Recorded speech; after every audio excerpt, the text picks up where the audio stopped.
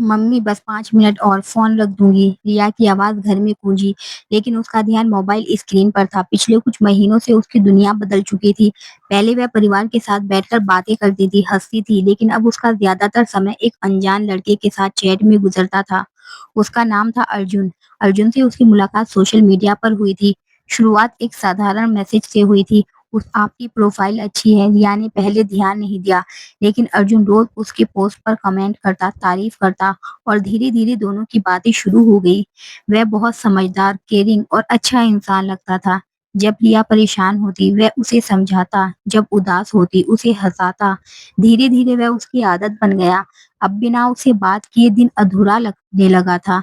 रिया की दोस्त नेहा ने उसे कई बार समझाया, तू असल में उसे जानती भी नहीं है, सिर्फ ऑनलाइन बातों से भरोसा मत कर। लेकिन रिया हर बार हंसकर टाल देती थी, तुम नहीं समझोगी, वो अलग है। और यही सबसे बड़ी गलती थी। कुछ समय बाद अर्जुन ने कहा, मैं तुमसे मिलना चाहता हूँ। रिया घबरा भी गई और खुश भी हुई।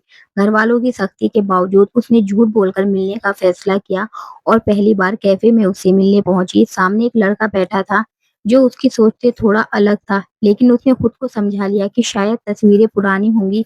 मुलाकात अच्छी रही, दोनों और करीब आ गए। अब रिया पूरी तरह अर्जुन पर भरोसा करने लगी थी। कुछ दिनों बाद अर्जुन ने कहा, मैं तुमसे शादी करना चाहता हूँ। यह सुनकर रिया बहुत खुश हुई और उसे लगा कि उसकी जिंदगी का सपना पूरा होने वाला है। लेकिन धीरे-धीरे अर्जुन बदलने लगा। अब वह शक करने लगा, तुम कहाँ हो? किससे बात कर रही हो? ऑनलाइन क्यों हो? मुझे पासवर्ड दो।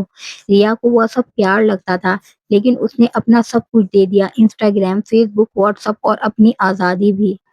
फिर एक दिन अर्जुन ने कहा, उसकी माँ बीमार है और इलाज के लिए पैसों की ज़रूरत है। रिया ने अपनी बचत और गहने तक बेचकर पैसे भेज दिए, लेकिन कुछ समय बाद वह गायब हो गया। ना कॉल, ना मैसेज, ना सोशल मीडिया। उसका हर अकाउंट बंद था। रिया टूट गई। उसी शाम नेहा उसके घर आई और बहुत पूछने पर रिया ने सब बता दिया। नेहा ने अपने फ़ोन में एक फ़ोटो दिखाई, जिसे देखते ही रिया के हाथ काँप गए। उस फ़ोटो में अर्जुन किसी दूसरी लड़की के साथ सगाई की अंगूठी पहने खड़ा था। नेहा ने बताया कि उसका असली नाम अर्जुन नहीं, अदित्य है और वह इसी तरह लड़कियों को फंसाकर धोखा देता है।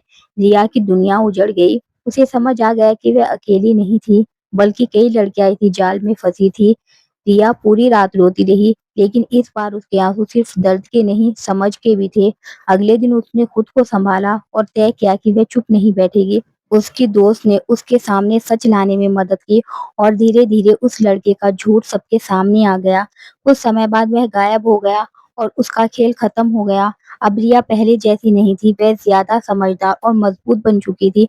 उसने सोशल मीडिया से दूरी बना ली और अपनी पढ़ाई पर ध्यान देना शुरू किया।